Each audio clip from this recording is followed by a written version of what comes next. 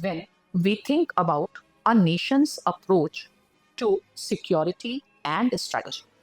It is tempting to see it simply as a set of choices made in response to immediate threats or opportunities. But what if it is just a mask and there is a deeper layer beneath these decisions? Another question is that can we call it a rich, evolving cultural fabric that shapes how a state perceives security, the use of force, and its place in the world?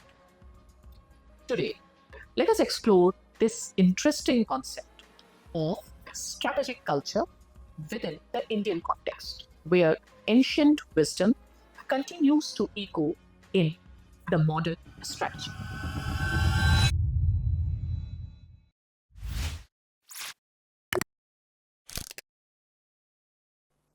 Strategic culture is not just an academic concept, but it is a living reality.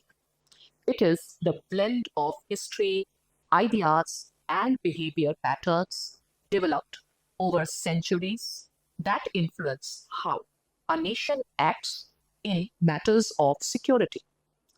This concept helps us understand this very important question that why do different countries, even when faced with similar challenges, adopt distinct strategic postures? India, with its great civilization, offers a compelling case.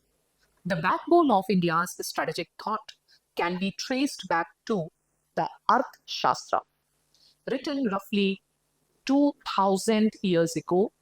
This treatise by Kautilya on statecraft, diplomacy, and power balances forms the ideological bedrock of Indian strategic culture. Yet, the full influence of Kautilya's ideas goes beyond textbooks or formal study. In fact, many Indian strategists today have not necessarily studied the Arthashastra in depth. Instead, they are steeped in a broader cultural heritage of stories, epics like Mahabharata, Ramayana, and Panchatantra. These narratives, while literary, are rich in political and strategic wisdom, closely aligned with Kautilya thought. This has been described by scholars as a sort of strategic habitus.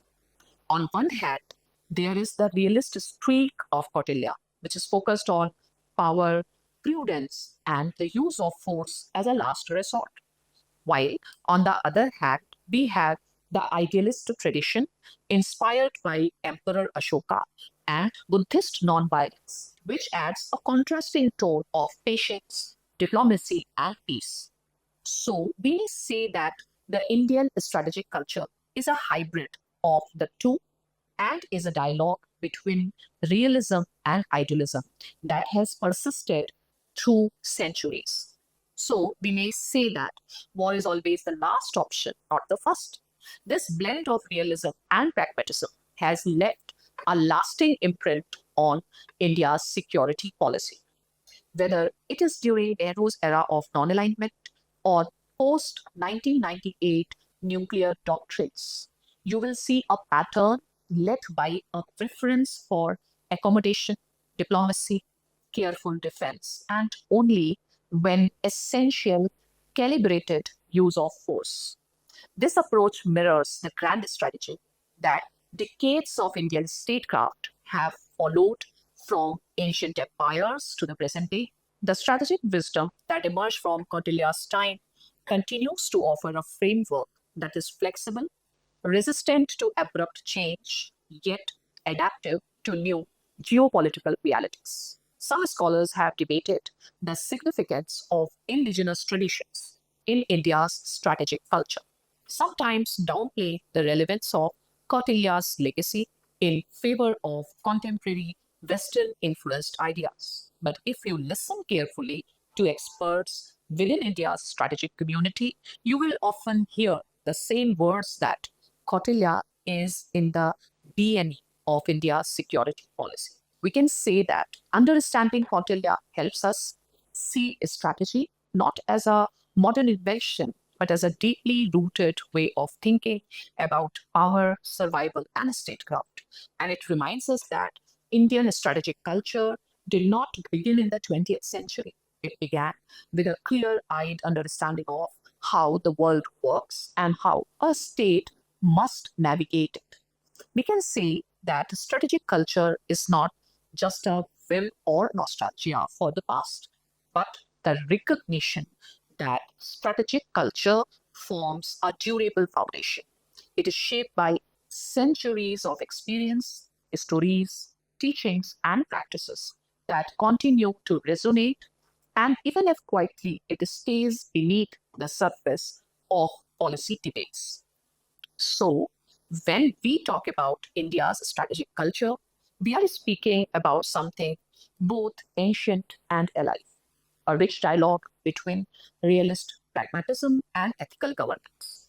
It can be said that it is an enduring legacy of Kautilya's Arthashastra, which reminds us that strategy is never just about power, but also about history, culture, and the subtle art of balancing strength with wisdom in a complex world.